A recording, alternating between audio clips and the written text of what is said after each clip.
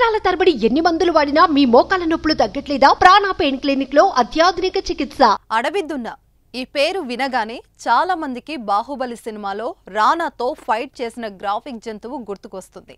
దానితో రానా చేసిన ఫైట్ ఆ సినిమాకే హైలైట్ గా నిలిచింది. కండలు తిరిగిన 10 మంది సైనికులు పట్టుకున్న వారిని సైతం వదిలించుకొని ఫైట్ కి సిద్ధమవుతుంది. అచ్చం అలాంటి అడవిదున్నే ఆ అడవుల్లో తిరుగుతుందంట. బాహుబలి సినిమాలో గ్రాఫిక్స్ లో కనిపించిన అడవిదున్నును కల్లారా చూసేందుకు పర్యాటకులు క్యూ కడుతున్నారు. ఇంతకీ ఆ అడవి ఎక్కడ ఉందో తెలుసుకుందాం.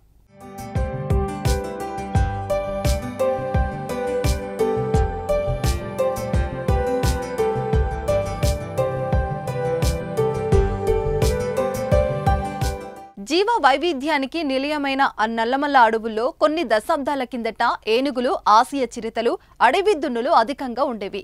కాలక్రమేణా అవి అంతరించిపోయాయి. అడవి దున్నల జాడ పూర్తిగా కనిపించకుండా పోయింది. భారీ శరీరంతో మందలుగా సంచరించే అడవి దున్నులకు సింహాలను సైతం తరిమి కొట్టగల శక్తి ఉంటుంది. 1870 తర్వాత నల్లమల్లలో వాటి ఆచూకీ లభించలేదు.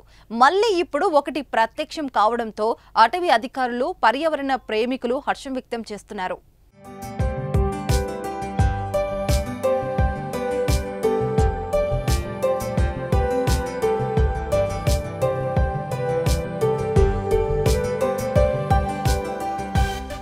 నల్లమల్ల అడవిలోని వెలుగోడు రేంజ్లో అడవి దున్ను సంచరిస్తున్నట్లు అధికారులు గుర్తించారు. అప్పట్లో వాట్సాప్ గ్రూపులో వైరల్ అయింది. ఇది తప్పుడు సమాచారం అని అధికారులు పెద్దగా పట్టించుకోలేదు. అక్కడి నుంచి అది అడవిలో తిరుగుతూ ప్రస్తుతం బైర్లూటి రేంజ్లోకి రావడంతో మళ్లీ వెలుగులోకి వచ్చింది. ప్రస్తుతం ఇది బైర్లూటి ఎకో టూరిజం పరిసర ప్రాంతాల్లో సంచరించినట్లు సమాచారం.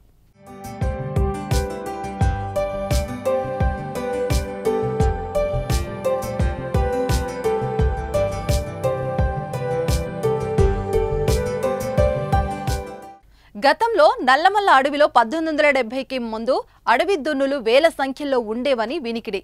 ప్రకాశం జిల్లా మార్కాపురం డిఎఫ్ఓ కార్యాలయంలో ఇప్పటికీ భద్రంగా ఉన్న ఆనాటి బ్రిటిష్ గెటిన్ ఇందుకు సాక్ష్యంగా చూపుతున్నారు.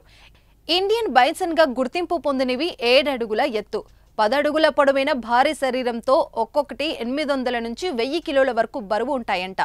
5 నుంచి 20 వరకు మందలుగా ఏర్పడి సంచరిస్తుంటాయి. నల్లమల్లలో విస్తారమైన గడ్డి మైదానాలు, వెదురు సంపద ఉన్న హఠాత్తుగా ఇవి అంతరించిపోవడానికి కారణాలు మాత్రం అంతు చిక్కడం లేదు. 19వ శతాబ్దం వరకు నల్లమల్లలో సందడి చేసిన దున్నులు 20వ శతాబ్దంలో ఎలా కనుమరుగయ్యాయో అనేది ఇప్పటికీ అధికారులకు అర్థం కాని ప్రశ్నగా మారిపోయింది.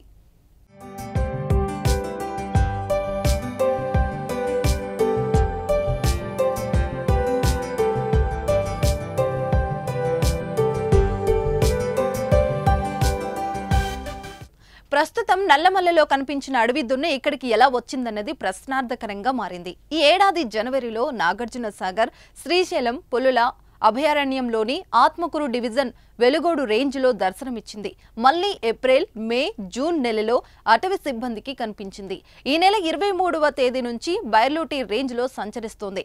కర్ణాటకలోని పశ్చిమ కనుమల్లలో తిరగాడని అటవీ దున్నులు 100 కిలోమీటర్లు ప్రయాణించి ఇక్కడికి చేరుకుని ఉండవచ్చని భావిస్తున్నారు. ఏది ఏమైనా అంతరించిపోయిన అడవి దున్నులు మళ్లీ కనువిందు చేయడంతో జంతు ప్రేమికులు సంతోషం వ్యక్తం చేస్తున్నారు.